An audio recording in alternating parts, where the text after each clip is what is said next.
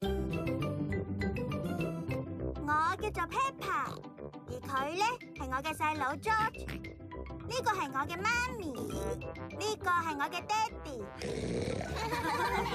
粉紅豬家親，跳傘。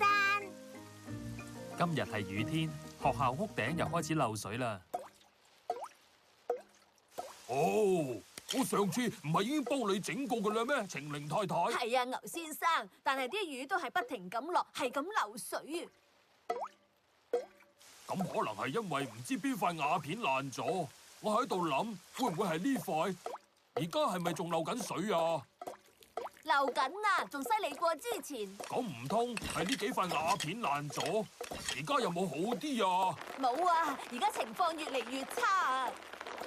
哦，呢個地方有好大個窿啊！如果要修理嘅話，可能要用好多錢㗎。吓，咁就弊啦。但係我哋可以點樣籌錢嚟維修課室嘅屋頂呢？我爹哋試過為公益活動籌錢，跳降落傘，由空中飄落嚟，仲籌到好多錢添嘛！好犀利啊 Pedro， 咁真係個好主意啊！邊個覺得自己嘅爹哋或者媽咪會願意嚟表演跳傘嘅？請舉手啦！我爹哋啊，我爹哋，我爹哋媽咪，我哋要一位就夠啦。Peppa 同 George 放學翻屋企啦。媽咪，今日我哋學校嘅屋頂有漏水啊！乜係啊，乖女？係啊，晴玲太太話今次修理屋頂要用好多錢。係啊，我諗都係啦。跟住佢就問邊個嘅爹哋媽咪可以表演跳降落傘。希望你冇話你爹哋可以去表演啦。你知道你爹哋唔中意高噶。但係媽咪就唔會咁樣，係咪呀，媽咪？係啊，我冇問題噶。咁就好啦。有咩事啊？多謝你啊，豬太太，你肯為我哋跳降落傘，實在係太好啦。乜嘢話？但係我從來未跳過噶。冇問題嘅，你要記住，係為咗啲細路。好啦，既然係咁，我一定會去噶。豬太太真係好好啊！今日豬太太就要表演跳降落傘啦。我真係唔知道自己係咪真係想咁做啊！豬太太，咁做係為咗啲細路啊！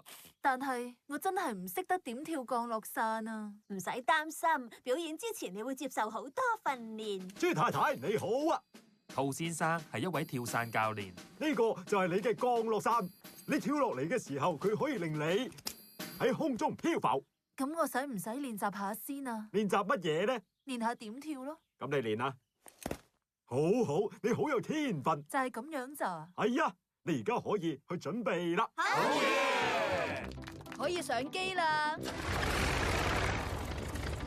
爹哋，我到而家都仲係覺得有啲緊張啊。唔使擔心噶，媽咪，我會陪住你一齊坐飛機噶。媽咪，祝你成功！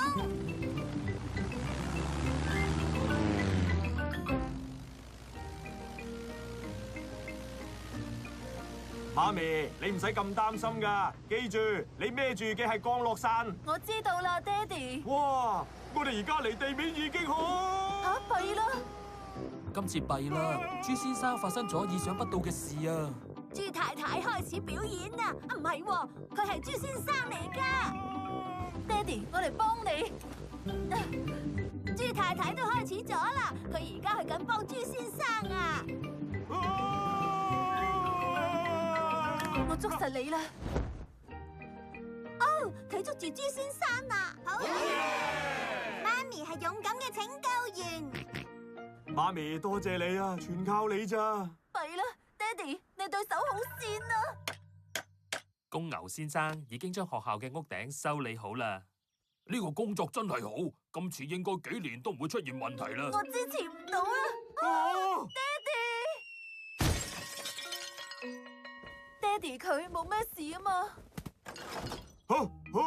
我冇事啊，媽咪。太好啦，因為你仲要上天空再跳多一次傘啊！點解啊？咪為咗要再籌錢修理學校屋頂呢一個新嘅窿咯。哦，係咁好啦。豬先生好犀利啊！